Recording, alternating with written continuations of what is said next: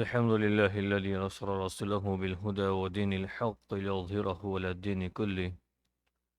وكفى بالله شهيدا. وصلى الله على النبي الأمي وعلى آله وأصحابه الذين أقاموا دعوة الإسلامية إقامة لا مزيد عليه. فقد قال الله تبارك وتعالى في القرآن المجيد: يا بني إسرائيل اذكروا نعمتي التي أنعمت عليكم وأوفوا بعهدي أوفي بعهدكم وإياي فارهبون. صدق اللہ العظیم. محترم بھائی، دوستو، بزرگوں، گزشتہ مجلس میں گزشتہ آیات کے متعلق کچھ باتیں عرض کی گئی تھیں. پہلی بات تو یہ تھی کہ اللہ رب العزت نے ارشاد فرمایا تھا: قُلْنَا اهْبِطُوا مِنْهَا جَمِيعًا. آپ تمام کے تمام یعنی ابلیس، حضرت آدم علیہ السلام اور آپ کی بیوی حضرت حوا علیہ السلام،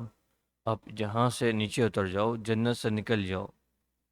اس کے متعلق ایک سوال یہ گزرا تھا کہ یہی مضمون سے اسی طرح کا حکم اللہ تعالیٰ نے کچھ دیر پہلے عرض کیا تھا، کچھ دیر پہلے ارشاد فرمایا تھا. اب واپس وہی حکم کو ریپیٹ کر رہے ہیں. مفسرین نے اس موقع پہ بات نقل فرمائی تھی کہ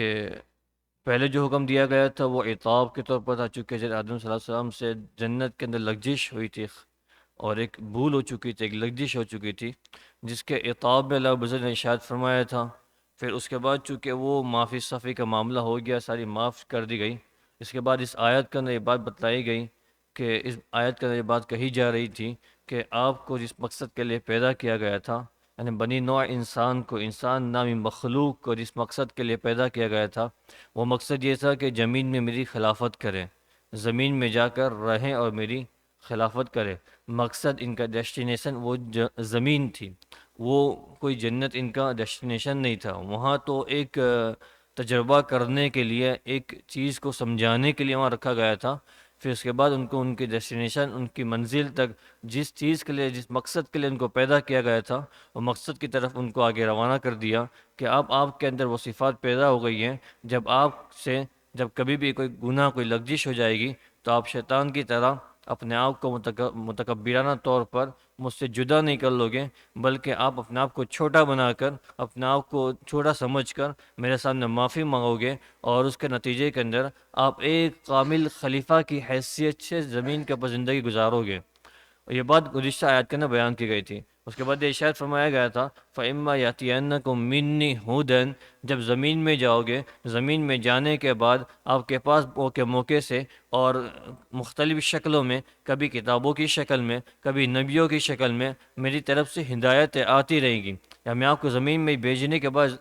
بے یار و مددگار نہیں چھوڑ دوں گا کہ آپ زمین میں جا کر اپنی زندگی اپنی مرضی سے گزارے. کہ نہیں، زمین میں جانے کے بعد یا تو میں کتابوں کی شکل کے ذریعے سے یا میں نبیوں کی شکل میں آپ کو یہ باتیں سمجھاتا رہوں گا، یہ سکھاتا رہوں گا کہ دنیا کی زندگی کیسے بسر کرنی ہے، دنیا کے اندر آدمی کو زندگی کیسے گزارنی ہے، میری مرضیات والی، میری فرما برداری والی اور میری اطاعت والے راستے کون سے ہیں، اور میری نافرمانی والے اور مجھے ناراض کرنے والے اور اپنے آپ کو اور آپ کی ذاتوں کو جہنم کا مستحق بنانے والے راستے کون سے ہیں، اس سے کیسے بچنا ہے. یہ چیزوں کی ہدایت مجھ سے آتی رہے گی. جو اس ہدایت پر عمل کرے گا، جو اس ہدایت کو قبول کرے گا، اس کو اعتراف کرے گا اور اس کے مطابق اپنی زندگی گزارے گا، اس کے متعلق اللہ رب العزت نے ارشاد فرمایا تھا اس کے بعد والے جملے کے اندر: فَمَن تَبِعَ هُدَايَ فَلَا خَوْفٌ عَلَيْهِمْ وَلَا هُمْ يَحْزَنُونَ. جو میری اس ہدایتوں کو قبول کر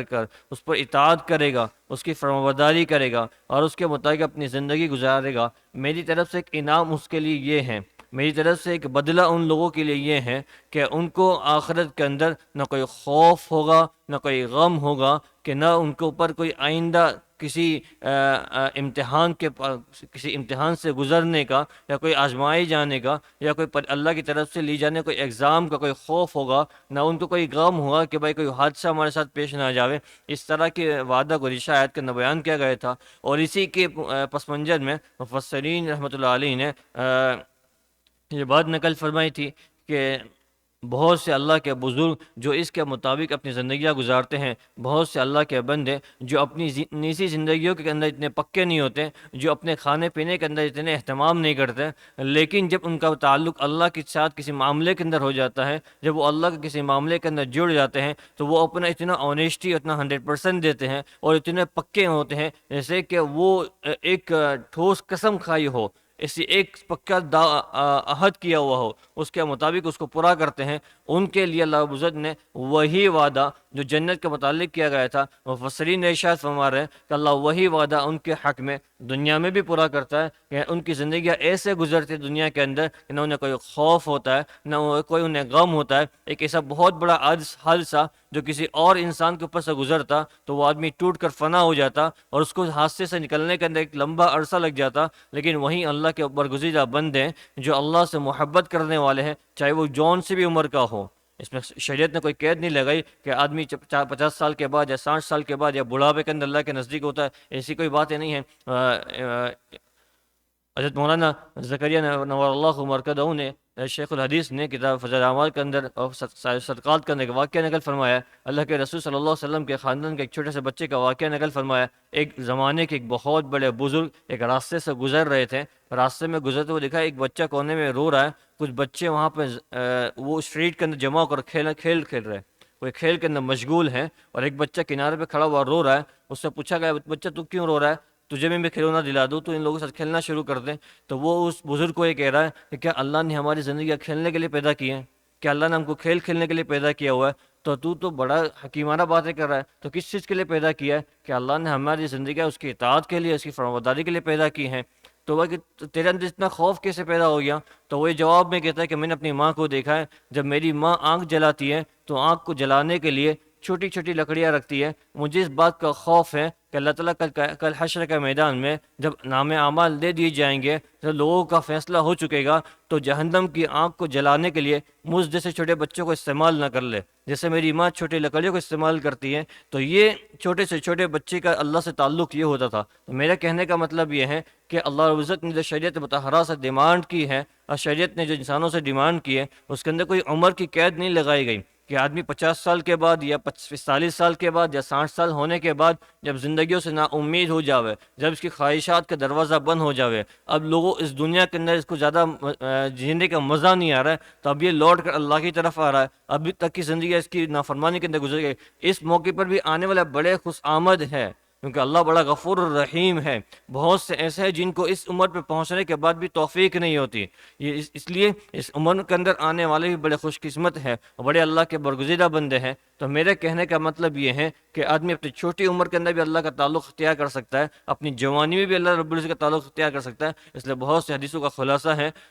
علماء کرام نے باتیں نقل فرمائی ہیں کہ آدمی کو اپنی جوانی کے اندر کیا گیا سجدہ اللہ کے نزدیک اتنا پسندیدہ ہے کہ اس سے 70 سے 80 سجدے اس کو بڑھاپے میں کر لیا جائے، اس کے مقابلے میں اس کا جوانی کا ایک سجدہ اللہ کے مقبول ہو جاتا ہے، کیونکہ اس کے پاس اختیارات تھے، چوائس تھی، اللہ کی نافرمانی کرنے کی طاقت قوتیں تھی، یہ چاہتا تھا کر سکتا تھا، لیکن ان تمام ماحول کو چھوڑ کر اس نے اپنی پیشانی کو اللہ کے راستے میں اللہ کے سامنے جھکائی ہے، تو اللہ اس کی قدردانی کرتا ہے۔ تو جو لوگ دنیا کے اندر اللہ کے اطاعت، اللہ کی فرمانبرداری کر کے زندگی گزارتے ہیں، اللہ رب العزت ان کو دنیا کے اندر بھی ایسی زندگی نوازتے ہیں جس میں کوئی خوف نہیں ہوتا، جس میں کوئی غم نہیں ہوتا۔ خوف کا تعلق تھا وہ کسی مستقبل فیوچر سے ہوتا ہے کہ آدمی خوف میں مبتلا ہو جائے گا، مطلب مستقبل میں کوئی حادثہ پیش نہ آ جائے، مستقبل کے اندر کوئی ایسی پریشانی نہ آ جائے جس سے آدمی کو پریشان کر دے۔ اور غم کا تعلق تھا ماضی سے کہ ماضی کے اندر کوئی ایسا حادثہ، کوئی ایسا نقصان ہوا ہے جس کا صدمہ دل سے نکلتا نہیں ہے۔ لیکن جو بندے اللہ کی اطاعت کے اندر زندگی گزارتے ہیں، اللہ رب العزت ان کو ان دونوں پریشانیوں سے محفوظ رکھتے ہیں۔ بہت سے مفسرین نے اس موقع پہ باتیں نقل فرمائی ہے، ان کا طریقہ یہ ہوتا ہے کہ اول تو وہ اللہ سے دعائیں کرتے رہتے ہیں کہ اللہ تعالیٰ ہمارے اوپر کوئی اچانک کی مصیبتیں نہ آئے، اچانک ہم کو ہلاک کر دینے والی، اچانک ہماری جان کا نقصان پہنچانے والی، اچانک ہمارے مال کو نقصان پہنچانے والی، اچانک ہماری صحت کو نقصان پہنچانے والی کوئی ایسی مصیبتیں نہ آ جاوے۔ تو یہ ہماری دعاؤں کے ذریعے سے اللہ رب العزت سے اگر تکوینی نظام کے طور پر اور اللہ کی حکمت کا تقاضا ہوا تو وہ مصیبتیں ہماری ان دعاؤں کی بدولت سے اللہ تعالیٰ ہٹا دیتے. اس کے باوجود اگر آ جاتی ہیں، اگر اس کے باوجود اللہ کی حکمت کے منشا کے مطابق، اللہ کی مرضی کے مطابق اگر وہ ہم تک پہنچ جاتی ہے تو ہم اس پر صبر کرتے ہیں. ہم اس پر صبر کرتے ہیں اس امید میں کہ اس کے بدلے میں اللہ کیا مجھے بڑا اجر ملنے والا ہے، اس مصیبت کے بدلے میں مجھے اللہ کیا بڑا نعم البدل دیے جانے والا ہے. تو اس کے نتیجے کے اندر ہمیں اس مصیبت کا خوف ہمارے دلوں سے کم کر دیا جاتا ہے. یہی مصیبت باقی اور لوگوں کو پہنچی تھی، وہ خوف کے اندر مبتلا ہو گئے اور ان کی زندگی کا روٹین بالکل چینج ہو گیا اور وہ اپنے آپ کو ہلاک کرنے کے قریب ہو گئے. اور وہیں اللہ والے اس موقع پر صبر کرتے ہیں اور صبر سے اپنی زندگی گزارتے ہیں، یہاں تک کہ بڑی بڑی مصیبتیں گزر جاتی ہیں ان کے چہرے پر اس کا اثر تک نہیں دکھتا. اور جہاں غم کی بات ہوتی ہے، کوئی بڑا صدمہ پہنچتا ہے، کوئی بڑا نقصان ہوتا ہے، تو اس نقصان کے موقع پہ انا للہ و انا الیہ راجعون یہ ان کی زبان سے نکلنے والے الفاظ ہوتے ہیں، جس کے نتیجے میں وہ یہ کہتے ہیں کہ یہ ساری دی ہوئی چیزیں اللہ کی طرف سے تھیں اور وہ اللہ نے اپنی مرضی کے مطابق دی تھی. جب اس وقت ختم ہو گیا تو اس کو اللہ نے اپنے پاس واپس بلا لی، تو اس میں اور ہم کو بھی لوٹ کر اللہ کے پاس جانا ہے. اللہ ہم سے اس کے اوپر نعم البدل کی امید رکھتے ہیں، اچھے بدلے کی امید رکھتے ہیں. نتیجہ یہ ہوتا ہے کہ وہ صدمہ، وہ غم ان کے دلوں کے اوپر زیادہ دیر گرد نہیں کر سکتا، وہ چند دنوں کے اندر رفتہ ہو جاتا ہے. جہاں عام آدمی اس صدمے سے نکلنے کے اندر کئی سال لگا دیتا ہے، وہیں اللہ کا ولی، اللہ کا دوست، اللہ کا محبوب چند دنوں کے اندر یا چند گھنٹوں کے اندر اس غم سے فارغ ہو جاتا ہے. تو یہ وہ صفات ہے جس کو مفسرین نے اس موقع پہ بیان فرمایا تھا کہ اللہ رب العزت نے اپنی اطاعت کرنے والوں کو جو انعام آخرت میں دیے وہ بڑے انعام ہے. اس کا کچھ اثر، اس کا کوئی علامت دنیا کے اندر بھی اللہ رب العزت نے ان کو دے رکھی ہے. اس کے بعد اللہ رب العزت نے آگے ارشاد فرمایا تھا اس کے علاوہ ایک اور طبقہ ہے، جو ایک تو آپ یہ دیکھیں کہ جو اللہ کی اطاعت کرنے والے ہیں، اس کے علاوہ ایک اور وہ طبقہ جن کے متعلق قرآن نے ارشاد فرمایا تھا والذین کفروا وکذبوا بآیاتنا اولئک اصحاب النار هم فیہا خالدون. اور وہ لوگ جو ہماری آیتوں کا انکار کریں گے اور جو ہماری آیتوں کو جھٹلائیں گے، ان کا نتیجہ بھی اللہ رب العزت نے بیان کر دیا. اطاعت کرنے والوں کو اللہ تعالیٰ کیا انعام دے گے وہ بھی آگے بیان کر دیا، اور نہ ماننے والوں کو جو اپنی منمانی کر کے زندگی گزاریں گے، رب مانی چھوڑ کے زندگی گزاریں گے، ان کے متعلق بھی اللہ رب العزت ارشاد فرماتے اولئک اصحاب النار، یہ سارے کے سارے جہنمی لوگ ہیں، یہ جہنم کے رہنے والے ہیں، یہ جہنمی لوگ ہیں. فہم فیہا خالدون، جس میں وہ ہمیشہ ہمیشہ رہیں گے، وہاں سے کبھی نکالے نہیں جائیں گے. اس کے متعلق یہ عرض کیا گیا تھا کہ وہ لوگ ہیں جو کھلم کھلا اللہ کا انکار کرتے ہیں، اللہ کی آیاتوں کا انکار کرتے ہیں. اس کے علاوہ ایک بہت بڑا طبقہ وہ ہیں جو انکار نہیں کرتا، جو اس کو سرے سے مانتا نہیں، ایسا نہیں کرتا، جو مانتا ہے اللہ کی وحدانیت کو، جو ان آیتوں کو، ان احکام کو سچ مانتا ہے، حق مانتا ہے، لیکن اس کے باوجود ان سے اعمال ایسے ہو جاتے ہیں جو اس کے مخالف ہوتے ہیں. جو ان کی زبان کا جو اقرار ہوتا ہے کہ نہیں اللہ نے سچ فرمایا ہے، قرآن شریف نے جو جھوٹ بولنے کو حرام قرار دیا، یہ حرام ہے، وہ اس کو مانتے ہیں، اس کے باوجود وہ جھوٹ بول دیتے ہیں. تو ان کا یہ حکم نہیں ہے کہ وہ جہنم میں ہمیشہ رہیں گے. ہاں وہ جہنم میں جائیں گے، لیکن جہنم سے ان کو نکالا جائے گا. ان کے گناہوں کی پاداش ختم کر کے، ان کے گناہوں کی سزا کو بھگت کر جہنم سے نکالا جائے گا. کیوں؟ کہ ان کے دلوں کے اندر اس بات کا اعتراف اور اقرار تھا کہ نہیں اللہ ایک ہے، اور اللہ نے جو حکام شریعت مطہرہ کے اندر قرآن و حدیث کے ذریعے سے دیے گئے ہیں وہ سچے اور پکے ہیں. یہ اس بات پر ان کا ایمان تھا، تو ان کو جہنم سے نکالا جائے گا، ان کو جنت میں بھیجا جائے گا. لیکن اس کے مقابلے میں وہ لوگ جو سرے سے انکار کرتے ہیں، اللہ کے موجود ہونے کو، اللہ کی آیات کا انکار کرتے ہیں، ان کو کبھی جہنم کی آنکھ سے نکالا نہیں جائے گا، وہ ہمیشہ وہیں رہیں گے. اس کے بعد یہ باتیں سمجھنی ہے کہ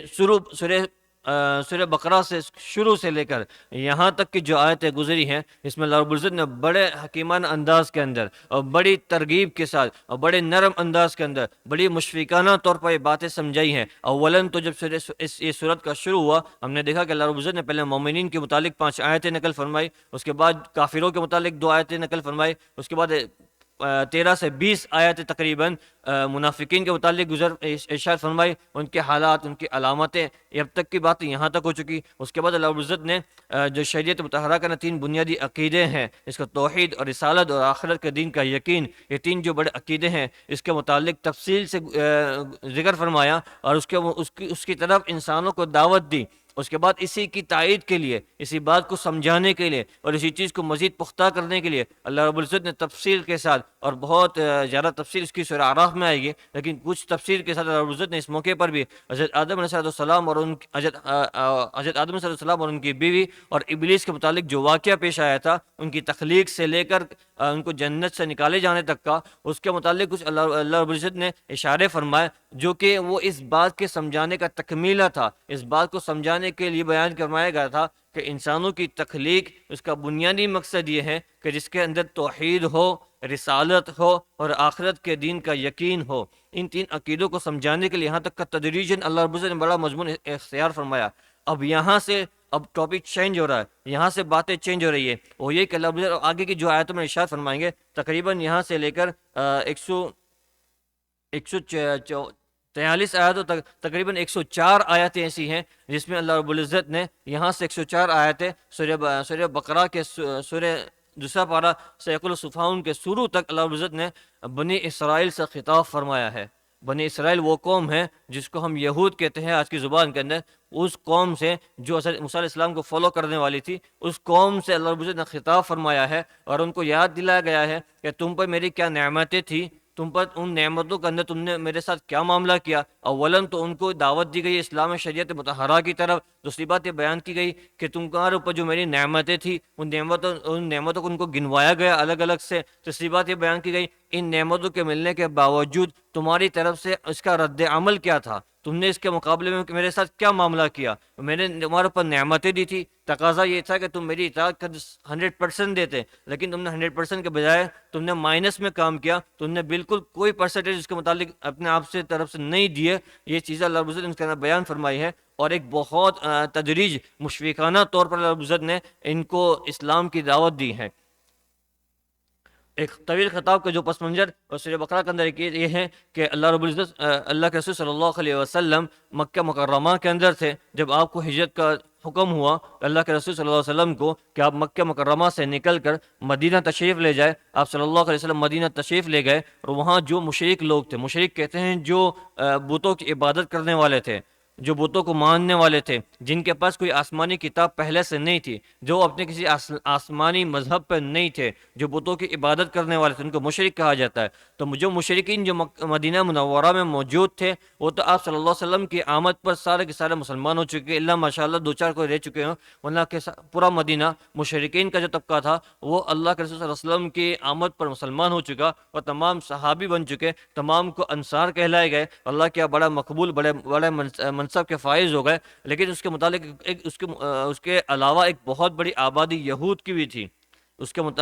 علاوہ ایک بہت بڑی آبادی یہود کی تھی، جن کے پاس اللہ کی طرف سے آسمانی کتاب، حضرت موسیٰ علیہ السلام کو جو کتاب دی گئی تھی، وہ کتاب کا کچھ حصہ ان کے پاس موجود تھا، اکثر حصہ انہوں نے چینج کر چکے تھے، لیکن ابھی بھی ان کے پاس کچھ چیزیں موجود تھی اس کے مطابق، اور وہ آسمانی مذہب پر تھے۔ مشرکین نے تو کوئی مذہب نہیں ہوتا ہے، لوگوں نے اپنی طرف سے گڑھ لیا۔ یہ یہود اگرچہ غلط انہوں نے تدریج کر دی ہے، پورا کے پورا چینجنگ کر دیا، پورا کے پورا بدل کے رکھ دیا اس کے باوجود، لیکن یہ آسمانی مذہب کو ہلائے جانا چاہیے۔ جیسا ہمارا مذہب آسمانی مذہب ہے جو اللہ کی طرف سے دیا جانے والا مذہب ہے، اسی طرح یہود کسی زمانے کے اندر یہ مقبول تھا، یہودی ہونا اور اسرائیلی ہونا، اور موسیٰ علیہ السلام کے زمانے کے ان کی بات کو ماننا، جس ہمارے اسلام ہے، اس زمانے کی اس کی ڈیمانڈ کی جاتی ہے، اللہ کی طرف سے ڈیمانڈ کی گئی تھی اور نبیوں کی طرف سے اس کی ڈیمانڈ کی گئی تھی، تو وہ مذہب ان کے پاس موجود تھا، اس کے کچھ نسخے ان کے پاس موجود تھے۔ تو اسی بات کو سامنے رکھ کر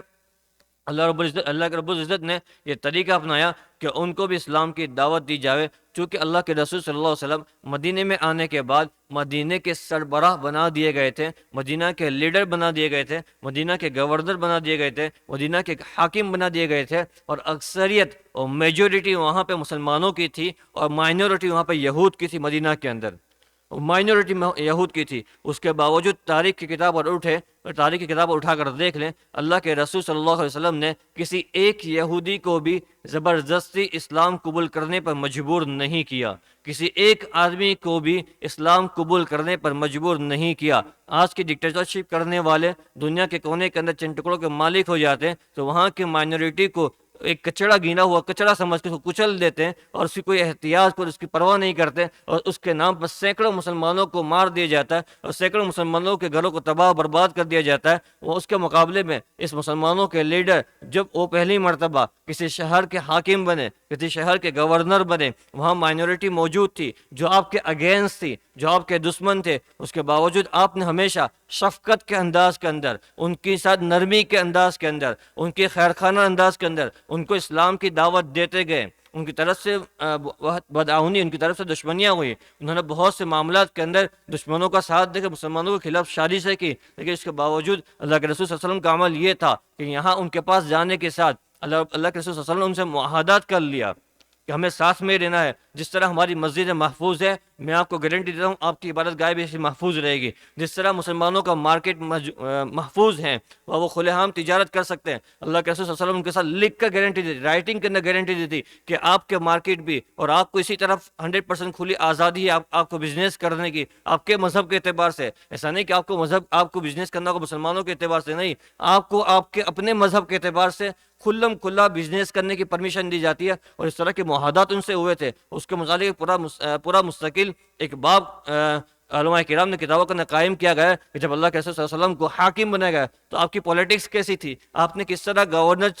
آپ کس طرح جب گورنر بنے تو آپ نے کس طرح گورنمنٹ کو چلایا، آپ کسی پوزیشن پر آپ نے کس طرح اس چیز کو لے کر چلے، ایک بہت بڑا مستقل ٹاپک ہے، چونکہ شریعت کا ایک بنیادی قاعدہ ہے۔ شریعت کے اندر قرآن شریف میں خود اللہ رب العزت نے ارشاد فرمایا ہے لا اکراہ فی الدین، دین کے معاملے میں کوئی زبردستی نہیں ہے، دین کے معاملے میں کسی کو مجبور نہیں کیا جائے گا۔ تو اللہ کے رسول صلی اللہ علیہ وسلم نے ان کو بڑے پیارے انداز کے اندر ان کو اکرام کر کے، کئی موقع پر ان کو کھانا کھلا کر، کئی موقع پر ان کے ساتھ مل کر، کئی موقع پر ان کے یہاں جہاں کر، ان کی دعوتوں میں شریک ہو کر، اس طرح کے ساتھ اللہ رب العزت نے ایک دوستانہ تعلق قائم کر کے ان کو یہ چاہا کہ آپ اسلام کی طرف آ جائے۔ اور اللہ اور رسول کو ان کے اسلام قبول کرنے کا سب سے زیادہ امید اس لیے تھی کہ ان کے پاس آسمانی کتاب تھی، اور اس کتاب کے اندر ایک نہیں سینکڑوں دلائل موجود تھے اللہ کے رسول صلی اللہ علیہ وسلم کے نبی ہونے کے، آپ کے سچے پکے رسول ہونے کے۔ یعرفونہ کما یعرفون ابناءہ، گزشتہ مجالس میں نے شاید عرض کیا تھا کہ وہ وہ حضور کو ایسا سچا پکا نبی جانتے تھے جس سے وہ اپنے بیٹوں کا بیٹا ہونا، اپنے اولاد کا اولاد ہونا ان کو معلوم تھا، ویسا ان کو اللہ کے رسول صلی اللہ علیہ وسلم کا سچا اور پکا رسول ہونا معلوم تھا۔ لیکن اس کے باوجود وہ حضور صلی اللہ علیہ وسلم کی بات کو ماننے سے انکار کرتے تھے۔ اور بنی اسرائیل کا ایک بہت بڑا سب سیکنڈ نمبر کی جو میجورٹی کس کو کہی جاوے، اور جو اگرچہ مائنورٹی میں تھے، وہ ان کی آبادی موجود تھی مدینہ منورہ کے اندر، اس لیے رب العزت نے ایک عام ہدایت کا مضمون بیان کرنے کے بعد فوراً ان کی طرف متوجہ ہوئے اور ان کو ہدایت کی طرف راغب کیا، ان کو بڑے مشفق انداز کے اندر ان کو اسلام کی دعوت پیش کی۔ اسرائیل اس لیے کہا جاتا ہے کہ یہ حضرت یعقوب علیہ السلام کی اولاد میں سے ہیں۔ حضرت یعقوب علیہ السلام جو اور اس سے پہلے جو نبی تھے اللہ کے رسول صلی اللہ علیہ وسلم کے پہلے اور حضرت ابراہیم علیہ السلام تک، وہ سارے کے سارے نبی انہی کی خاندان، انہی کے قبیلے سے ہوا کرتے تھے۔ اور حضرت یعقوب علیہ السلام کو چونکہ اسرائیل دوسرا نام تھا، قرآن شریف میں اس کے موقع پہ ان کو اسرائیل کے نام سے ان کو پکارا گیا ہے، اس لیے ان کی اولاد کو جو حضرت موسیٰ علیہ السلام ہے، حضرت عیسیٰ علیہ السلام ہے، حضرت داؤد علیہ السلام ہے اور وغیرہ جو تھے، وہ سارے کے سارے یعقوب علیہ السلام کی اولاد میں سے اور ان کی نسل میں سے تھے۔ اس لیے ان کو ماننے والے وہ سارے کے سارے اسرائیل کہے جاتے ہیں، چاہے حضرت موسیٰ کو ماننے والے ہو، چاہے حضرت عیسیٰ کے ماننے والے ہو، ان کو اسرائیل کہا جاتا ہے۔ آج کے ہمارے زمانے کے اندر کئی سالوں کے بعد وہ کرسچینٹی الگ ہو چکی ہے، لیکن اس سے کچھ سال پہلے دیکھیں جب یہ لوگ نہیں آئے تھے، حضرت عیسیٰ السلام کا وجود نہیں ہوا تھا، اس سے پہلے تک یہ سارے کے سارے یہود تھے اور یہود مذہب پر عمل کرتے تھے۔ حضرت عیسیٰ السلام کے آنے کے بعد ان کا مذہب تبدیل ہو گیا اور ان کو بھی بنی اسرائیل سے ذریعے سے خطاب کیا گیا ہے، اور مفسرین نے اس موقع بھی نقل فرمایا چونکہ حضرت عیسیٰ علیہ السلام بھی انہی کی نسل میں سے تھے، اس لیے ان کے ماننے والوں کو بھی بنی اسرائیل کہا جا سکتا ہے۔ ایک بات تو یہ، وہ ان باتوں کو حقیقت سے جاننے کے باوجود وہ اللہ کے رسول صلی اللہ علیہ وسلم کے بات پر ان کے نبوت پر ایمان لانے سے جو روکتے تھے، اس کی بنیادی وجہ یہ تھی کہ وہ حسد میں مبتلا ہو چکے تھے۔ ان کے اندر حسد یہ تھا کہ آج تک کی جو نبوت کا جو سلسلہ تھا، جو امامت کا سلسلہ تھا، وہ ہمارے خاندان سے لیا گیا تھا، رہبری کا جو سلسلہ تھا وہ ہمارے خاندان سے لیا گیا تھا، انسانوں کی رہبری اور قیادت کا جو سلسلہ تھا وہ ہمارے خاندان سے تھا۔ آج یہ سلسلہ ہمارے خاندان سے نکل کر بنو اسماعیل میں کیوں چلا گیا؟ ایک دوسرے قبیلے کے اندر، چونکہ اللہ کے رسول صلی اللہ علیہ وسلم کے خاندان کا تعلق بنو اسماعیل سے تھا، حضرت اسماعیل علیہ السلام اور ان کی نسل سے تھا، جن کے آج جو ہمارے جو قربانی کے دن ہے، جن کی یاد کو تازہ کرنے کے لیے منائے جاتے ہیں، اور جس کے اندر بڑا پس منظر اور ان کی حقیقت کو، ان کی قربانی کو یاد کرنے کا ایک بڑا موقع ملتا ہے ان دنوں کے اندر۔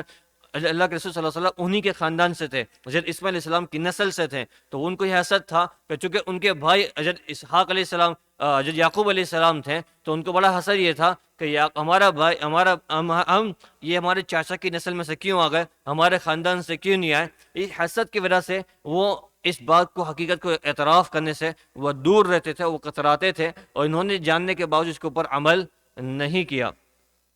اور دل حسد کے مبتلا ہو چکے تھے۔ یہاں سے شریعت مطہرہ نے ایک بہت بڑی تعلیم دی ہے کہ دنیا کے اندر مسلمانوں کے ساتھ بڑے موقعوں پہ ایسے معاملات پیش آئیں گے جس میں اس کو حسد سے سامنا کرنا پڑے گا۔ اس موقع پر اگر اس نے حسد کو اپنے دل کے اندر جگہ دی تو یہ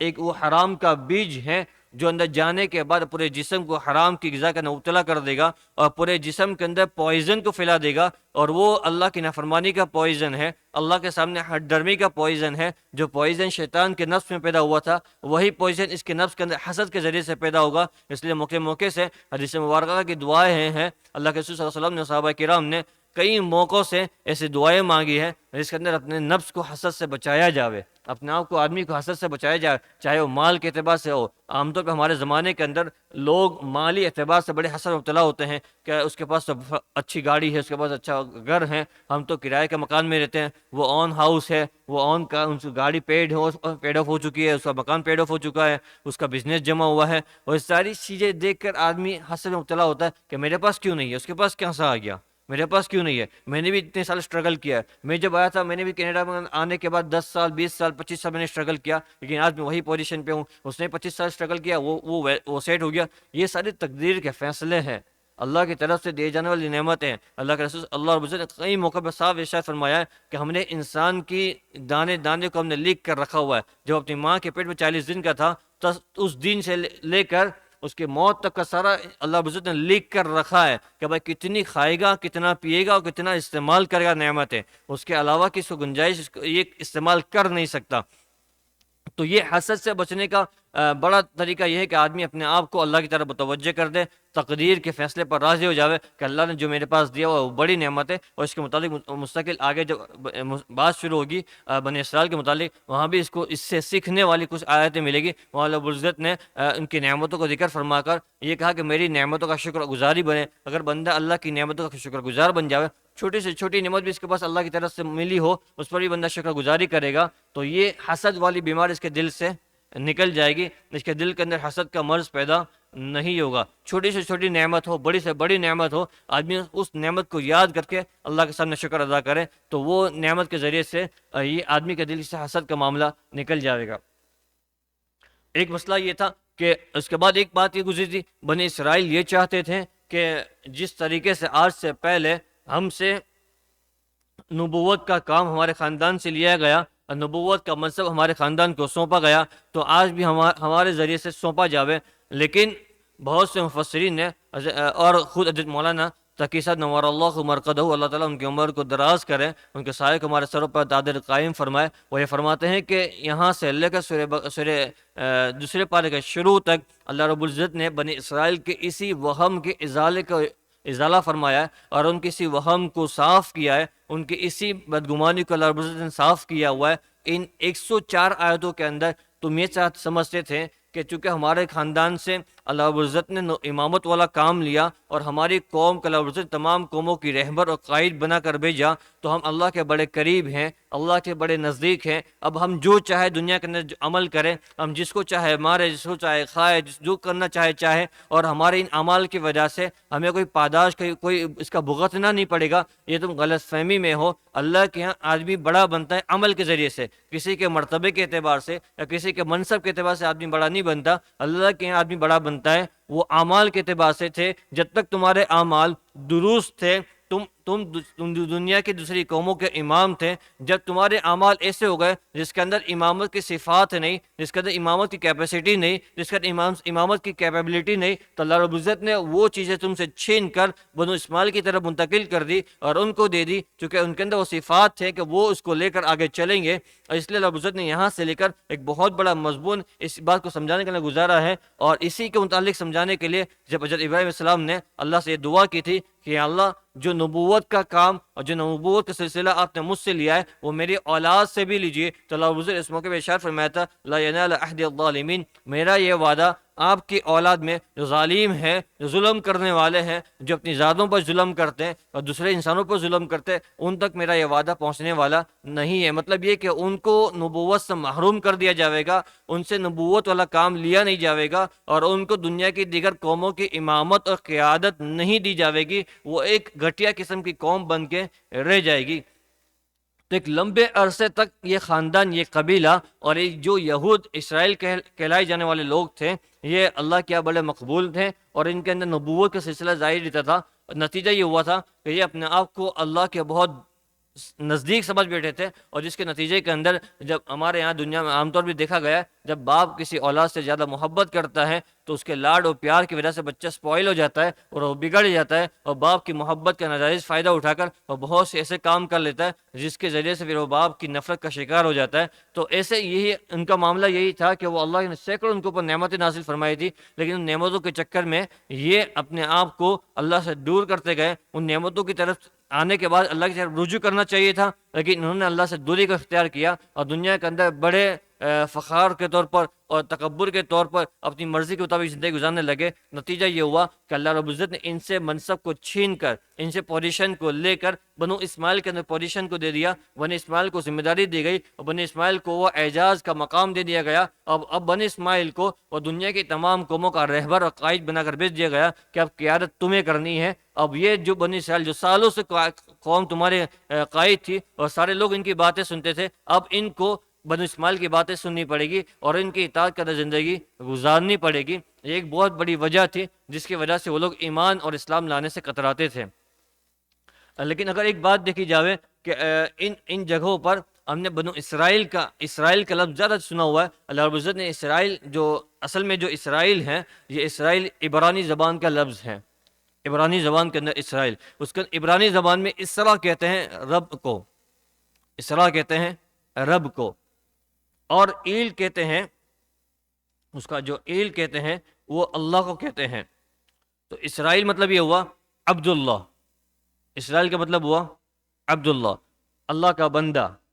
تو چونکہ یہ حضرت یعقوب علیہ السلام وہ اللہ کے ایک برگزیدہ بندے تھے اور اللہ کے بہت قریب تھے، اس لیے ان کو اسرائیل کہا جاتا تھا۔ اب بنو اسرائیل ان کو یاد فرما کر، ان کو بنو اسرائیل پکار کر اللہ رب العزت ارشاد فرماتے کہ اللہ کے بندو صحیح معنی میں اللہ کی بندگی اختیار کرو، اور ان کو ایک بات یہ یاد دلائی جاتی ہے اے اسرائیل، او اللہ کے بندے، جس طرح تمہارا باپ اسرائیل اللہ کا نیک بندہ تھا اور اس نے جسے اللہ کی اطاعت کر اپنی زندگی گزاری ہے، تمہیں بھی چاہیے کہ تم اسی طرح اپنی زندگی گزارو، اللہ کی اطاعت کے اندر، اللہ کی فرمانبرداری کے اندر، اپنے منصب کو بچانے کے لیے۔ چونکہ ان کے اوپر بنو اسرائیل ہونے کی وجہ سے، جیسا ہمارے سماج کے اندر جو لوگ دیکھا ہوا کہ بہت سی جگہوں پر ایسا ہے جو سید قسم کے لوگ ہوتے ہیں، جو بڑے اعزاز کا کام دیتا ہے، ان کو لوگ ہدیہ تحائف زیادہ دیتے ہیں، ان کو نذرانے چڑھتے ہیں اور ان کا اعزاز اکرام کیا جاتا ہے۔ تو اسی قسم یہی چیزیں ان کے ساتھ بھی ہوتی تھی۔ بنو اسرائیل جو تھے ان کو کسی بھی جگہ کا دنیا کے اندر چلے جاوے تو لوگ ان کو بڑے اعزاز کا مقام دیتے تھے، ان کو اپنا بڑا بناتے تھے، اور ان کا ہدیہ تحفے دیتے تھے اور ان کو بڑی پوزیشنیں دیتے تھے، اور ان کو جو اسٹرگل کرنا پڑتا تھا عام آدمی کو ان کو کرنا نہیں پڑتا تھا۔ تو اس کے چکر کے اندر یہ بڑے بدماش ہو چکے تھے اور نافرمانی کے اندر مبتلا ہو چکے تھے۔ تو اسی بات کو یاد دلایا گیا کہ اسرائیل جو اللہ آپ اتنا پیارا نام سے ان کو پکارا گیا کہ آپ ایک ایسی باپ کے اولاد ہو جو اللہ کا بندہ تھا، جس نے 100% اپنی زندگی اللہ کی اطاعت کے اندر گزاری۔ آپ کو چاہیے کہ آپ اپنی زندگی بھی اللہ کی اطاعت کے اندر گزارے۔ اور اس سلسلے میں مسلمانوں کو ایک بہت بڑا سبق دیا گیا ہے۔ جس طرح بنو اسرائیل سے یہ منصب کو چھین کر تمہارے حوالے کیا گیا ہے، اے مسلمانوں آپ بھی یاد رکھیے گا، اگر آپ نے وہی روش اختیار کی، آپ نے وہی طریقہ اختیار کیا، قرآن شریف کے اندر خود ایسے کہیں جگہ پر اللہ نے ارشاد فرمایا اگر آپ نے اس ذمہ داری کو صحیح طریقے سے نہیں اپنایا، ہم آپ کے درمیان سے کچھ ایسے لوگ کھڑے کریں گے جو آپ سے بہتر ہوں گے اور آپ سے اچھا کام کریں گے اور وہ آپ سے اچھا اللہ کے یہاں مقبول ہوں گے۔ آپ اٹھا کر دیکھیں، ایک ماں کے گود سے جس کو اسلام ملا ہوا ہے اس کو اتنی اسلام کی قدر نہیں ہوتی جتنا 50 سال کے بعد، 25 سال کے بعد، 30 سال کے بعد کلمہ پڑھنے والا نیا مسلمان ہوتا ہے، اور جتنا وہ اسلام کو فالو کرتا ہے، شرع سنت پر عمل کرتا ہے، اور جتنی قدردانی کرتا ہے اسلام کی، اتنی وہ پرانا آدمی، وہ پرانا ماں کے گود سے ایمان لانے والا نہیں کرتا۔ تو یہ اسلام یہ مسلمانوں کو بھی ایک بہت بڑا سبق اس بات کا نہ دیا گیا ہے، جس طرح بنو اسرائیل سے یہ منصب کو لیا گیا تھا اور تمہیں دے دیا گیا ہے، اگر تم نے وہی روش اختیار کی، تم بھی نعمتوں کے چکر میں آ کر اپنا آپ کو انہی راستوں پر چلا لے گئے اور انہی جگہوں پر لے گئے جہاں سے نافرمانیاں عام ہو جاتی ہیں، جہاں اللہ کی نافرمانی کے دروازے کھولے جاتے ہیں، تو نتیجہ یہ ہوگا کہ آپ کو بھی اس چیز سے محروم کر دیا جائے گا اور آپ کے بدلے میں کوئی ایسی نئی قوم کھڑی کی جائے گی جو اس فریضے کو آپ سے بہتر انجام دے گی۔ شریعت کے اندر ایک اصول قاعدہ ہے، اللہ کے نزدیک آدمی وہی مقبول ہے جو اعمال کے اعتبار سے مضبوط ہے، جس کے اعمال مضبوط ہیں وہی اللہ کے یہاں مقبول ہیں، اور یہ ایک اصول ضابطہ ہے، جب تک اس کے اعمال مضبوط ہیں اللہ کے ساتھ تب تک یہ اللہ کے یہاں مقبول ہیں۔ کوئی آدمی 5 سال تک ایک نیک آدمی بن کے رہا تو وہ 5 سال تک اللہ کے یہاں مقبول تھا، 6 سال میں پھر وہ نافرمان ہو گیا، اس نے نافرمانی کا راستہ اختیار کیا، 6 سال میں یہ اللہ کی نظر سے گر جائے گا۔ اس لیے کسی کی امانت داری پر، کسی کی دیانت داری پر اور کسی کی ایمانداری پر اس وقت تک بھروسہ نہیں کیا جا سکتا جب تک وہ کلمے کے ساتھ دنیا سے رخصت نہ ہو جاوے، جب تک وہ کلمے کے ساتھ دنیا سے رخصت نہ ہو جاوے تب تک کسی کے ایمان کے اوپر، کسی کی دیانت داری پر بھروسہ نہیں کرنا چاہیے۔ فالو کرنے کے اعتبار سے، اس کی اتباع کرنے کے اعتبار سے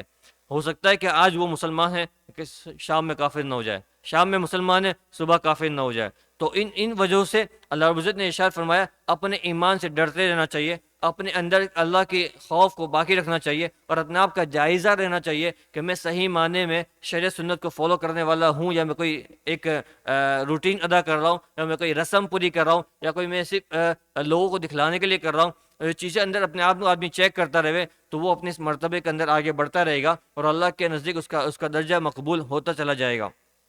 ایک بات تو یہ، اور ایک بات یہ عرض کرنی تھی کہ اللہ رب العزت نے جس طریقے سے یہ قاعدہ بیان کیا ہوا ہے کہ اللہ کے نزدیک مقرب بندہ وہ ہے، ان اکرمکم عند اللہ اتقاکم، اللہ کے نزدیک تم میں سب سے زیادہ ڈرنے والا وہی اللہ کا سب سے مقرب اور مقبول ترین بندہ ہے۔ شریعت کا بھی ایک قاعدہ ہے، ایک مرتبہ واقعہ ہے حدیث شریف میں مذکور ہے، ایک صحابی تھی، ایک صحابیات ہیں جن کا نام فاطمہ تھا، وہ صحابیات جو تھی مدینہ کے اندر رہنے والی تھی، وہ اللہ کے رسول کے کوئی قریبی پہچان والے تھے، ان کے دوست کی بیٹی تھی، انہوں نے کسی جگہ چوری کر لی، اسی جگہ ان سے چوری ہو گئی، تو چوری ہونے کے بعد جب یہ کیس اللہ کے رسول صلی اللہ علیہ وسلم کے پاس فائل ہوا، اللہ کے رسول صلی اللہ علیہ وسلم نے اس کا انویسٹیگیشن کیا اور اس کے بعد فیصلہ یہ دیا کہ چوری کے نتیجے کے شریعت کا قاعدہ یہ ہے کہ اس کا ہاتھ کاٹا جاوے، تو ان کا ہاتھ کاٹنے کا اللہ کے رسول صلی اللہ علیہ وسلم نے ارشاد فرمایا، یہ فیصلہ دیا۔ اب جب ان کے والد کو یہ بات پتہ چلی تو وہ اپنے دوست کے پاس آئے اور کہنے لگے وہ آپ کی تو حضور کے ساتھ اچھی بنتی ہے، آپ تو حضور کے اچھے قریبی دوست ہو، اب ان سے کہو یار یہ تھوڑی سی سزا میں تخفیف کروا دو، ہاتھ کٹوانے کو رکوا دو، کوئی اور سزا دلوا دو۔ تو وہ صحابی اللہ کے رسول صلی اللہ علیہ وسلم کے پاس آئے، تشریف لائے اور کہنے لگے یا رسول اللہ، اور اس طرح کے مضمون جب انہوں نے شروع کیا، اللہ کے رسول صلی اللہ علیہ وسلم پورے لال ہو گئے، پورے غصے میں آ گئے اور ممبر پر تشریف لے گئے۔ ممبر پر تشریف لے جانے کے بعد کہا اگر فاطمہ بنت محمد یعنی میری بیٹی اگر وہ بھی چوری کرتی، اللہ کی قسم میں اس کا بھی ہاتھ کاٹتا، اللہ کی قسم میں اس کا بھی ہاتھ کاٹتا۔ شریعت کے اندر جب حکام اللہ رب العزت کی طرف سے کوئی حکم آ چکا، میری کوئی حیثیت، اللہ کے رسول فرما رہا ہے کہ میری کوئی حیثیت، اس کا خلاصہ کہ میری کوئی حیثیت نہیں ہے کہ میں اس کو چینج رد و بدل کروں، یہ اللہ کا حکم ہے۔ اس لیے اللہ کے نزدیک ایک اصول ہے، ایک ضابطہ ہے، کسی کے رشتہ دار اللہ کے نزدیک نہیں ہے۔ نبی کی اولاد ہونا یہ اللہ کیا کامیاب نہیں کر سکتا، نبی کی اولاد کو نبی کے سامنے غرق کر دیا، نوح علیہ السلام کے بیٹے کو ان کے سامنے برباد کر دیا۔ نبی کی بیوی ہونا اللہ کے عذاب سے نہیں بچا سکتا اگر نافرمانی ہے، نبی کی بیوی نبی کے سامنے ہلاک کر دی گئی۔ نبی کے چچا ہونا اللہ کے عذاب سے نہیں بچا سکتا اگر زندگی کے اندر اطاعت سے نہیں ہے۔ ابو لہب اللہ کے رسول کا چچا تھا لیکن اطاعت نہیں تھی تو جہنم کے عذاب سے نہیں بچ پائے گا۔ تو یہ اللہ کے کسی کی رشتہ داری نہیں ہے، اللہ کا سب پر حق ہے اور سب کا اللہ پر حق ہے۔ سب کا اللہ پر حق ہے، اور اللہ کے نزدیک ہر ایک امپورٹنٹ ہے، ہر ایک کی اہمیت ہے، کیونکہ اللہ نے سب کو بنایا ہوا ہے۔ اللہ نے سب کو بیان، جیسے ماں کی نگاہ کہتے ہیں اولاد، ہر اولاد کی قیمت ہوتی ہے، اس کا مرتبہ ہوتا ہے اور اس کی امپورٹنس ہوتی ہے، اسی طریقے سے اللہ رب العزت کے نزدیک چاہے وہ ماننے والا ہو چاہے نہ ماننے والا ہو، دونوں طرح کے لوگوں کے اللہ رب العزت کے نزدیک ویلیو ہوتی ہے۔ ان کے اعمال کی وجہ سے ان سے نفرت نہیں کرنی چاہیے، ان کے اعمال سے نفرت کرنی چاہیے، ان کی شخصیات سے، ان کی ذاتوں سے نفرت، یہ مسلمانوں کو زیب نہیں دیتا۔ اور اس کے بعد جو آیتیں شروع ہو رہی ہیں جس کے اندر اللہ رب العزت نے بنی اسرائیل سے خطاب فرمایا، انشاءاللہ آئندہ مجلس میں اس کو دیکھیں گے، اور اس کے اندر اللہ رب العزت سب سے پہلی آیت کے اندر اپنی نعمتوں کا ذکر فرمایا ہے، اور نعمتوں کو یاد کر کے ان سے دیوان کی گئی کہ اب ان نعمتوں کے بعد جو آپ سے وعدہ کیا گیا تھا ان وعدے کو پورا کرو تو میری طرف سے وعدہ پورا ہوگا، اور آپ کو ڈرنا مجھے سے چاہیے، کسی اور سے ڈرنا نہیں چاہیے۔ وآخر دعوانا الحمدللہ رب العالمین۔ اللہ تعالیٰ کہنا سننے سے عمل کی توفیق عطا فرمائے۔ سبحان ربک رب العزت عما یصفون وسلام علی المرسلین والحمد للہ رب العالمین، آمین برحمتک یا رب۔